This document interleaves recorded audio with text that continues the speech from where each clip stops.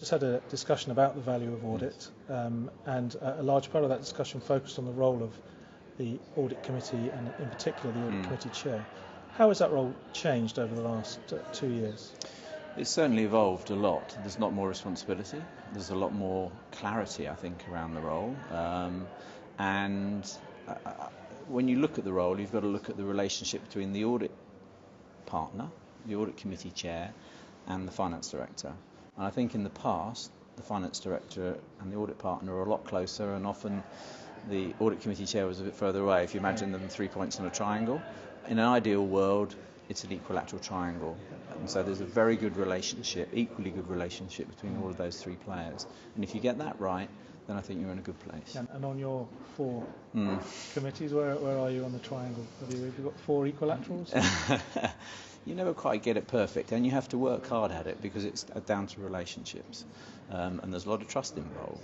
So that the finance director's got to trust you that you're having those conversations with the audit partner, and the audit partner's got to be open with you and believe that he's or she is not going to upset the finance director. So there's a lot of trust involved, and you have to work hard at it.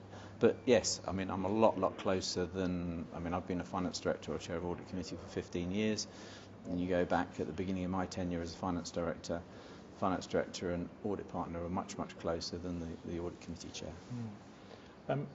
You mentioned earlier on that those 4 audit committees, those 4 companies are audited by 4 of the big 4. Of the big 4, indeed.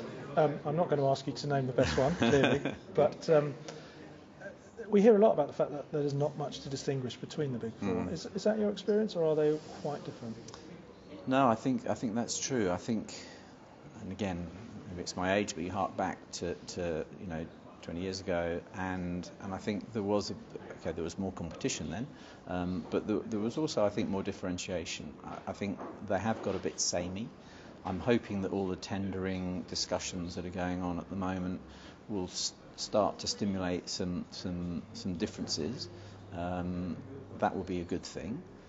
Equally, they are auditing to the same auditing standards, and therefore, there's going to be a large degree of sameness. The audit partner is obviously really important in that. He or she sets the tone and the heartbeat for the audit.